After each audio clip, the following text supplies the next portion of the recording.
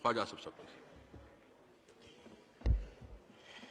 बिस्मिल्लाहिर्रहमानिर्रहीम। शुक्रिया जनाब स्पीकर। जनाब स्पीकर, मैं नहायत दुख के साथ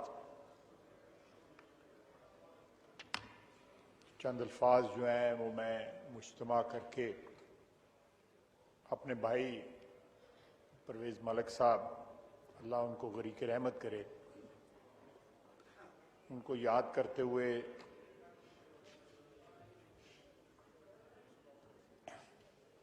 परवेज़ मलिक साहब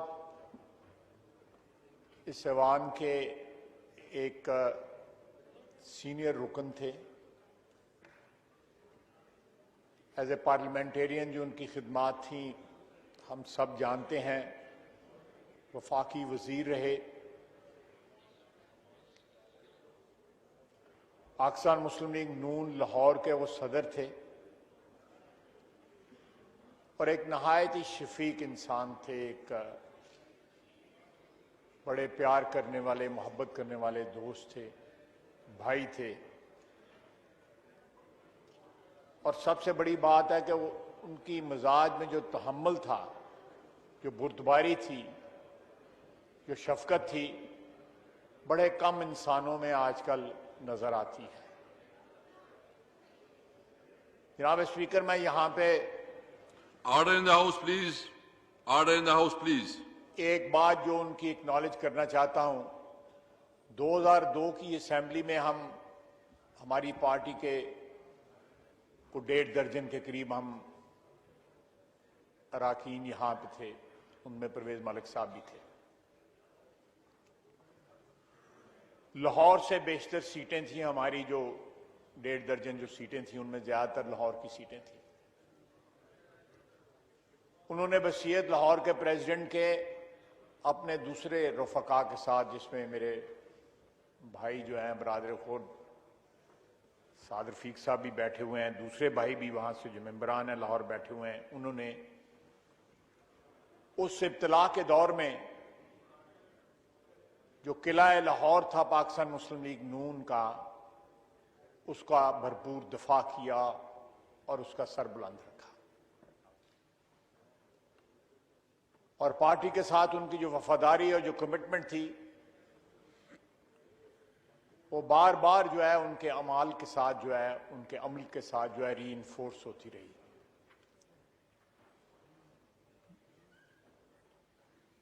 हमारी पार्टी का ये बहुत बड़ा नुकसान है परवेज़ मलिक साहब का रहलत कर जाना, जहां इस हाउस, ये हाउस जो है एक काबिल और एक पुराने पार्लियामेंटेरियन से महरूम हुआ है। हमारी पार्टी एक नहायत ही मुखलिस कारकुन और रहनुमा से हमारी पार्टी जो है वो महरूम हुई है। अल्लाह ताला उनके दर्जात बुलंद करे। उनकी बेगम हमारी बहन शाइस्ता परवेज भी इस ऐवान की रुकन है, उनका बेटा अली परवेज भी इस ऐवान के रुकन है।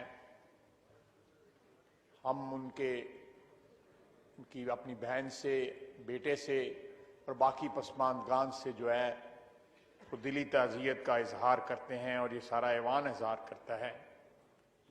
अल्लाह ताला उनके दर्जात बुलंद करे, वो हमारे दिलों में हमेशा बसते रहेंगे और हम उनकी याद जो है हमारे दिलों में से कभी महव नहीं होगी। जनाब स्पीकर, इस रेजोल्यूशन का दूसरा हिस्सा जो है डॉक्टर कदीर साहब के मुतल्लिक है। सारा मुल्क जो है उनकी खिदमात का मोतरफ है।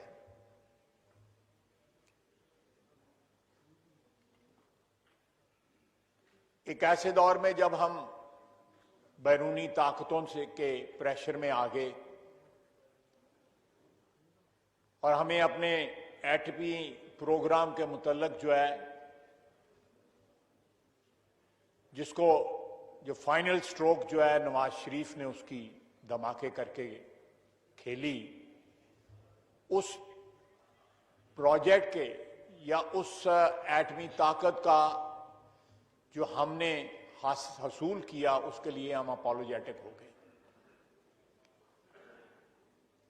और उस वक्त की हुकूमत ने जिस तरह डॉक्टर कदीर खान साहब को मातूब किया, उन पे मुख्तलिफ किस्म के उस जमाने में उनको इस बात पे मजबूर किया कि वो सारी जिम्मेदारी अपने कंधों पे ले लें एटमी प्रोग्राम की, बजाय हम फख्र करने के अपने एटमी प्रोग्राम पे और अपनी एटमी ताकत होने के, हम उस दौरे हुकूमत में अपोलोजेटिक हो गए अपने प्रोग्राम के। ये पिछले 20-21 साल जो है डॉक्टर कदीर खान साहब ने नीम जो है नजरबंदी में गुजारे, और आज हम उनकी खिदमात का इतराफ कर रहे हैं। बिल्कुल सही बात कर रहे हैं। हमारा फर्ज है कि उन खिदमात का इतराफ करें, लेकिन साथ साथ मैं यहां पे ये भी कहना चाहूंगा कि बैरूनी दबाव पे या सियासी मसलतों की वजह से जिन लोगों ने इस मुल्क और कौम की खिदमत की हो, बेशबहा खिदमत की हो, उनको इस तरह मातूब नहीं करते। हम उनकी दुनिया में से वो नहीं रहे, दुनिया से इस वक्त जा चुके हैं, लेकिन उनकी एब्सेंस में मैं चाहूंगा कि जो भी उनके साथ हुआ पिछले 20-21 साल में, ये कौम जो है उनसे माफी की खास्तकार है। वमा अलैना इल्लल बलाग।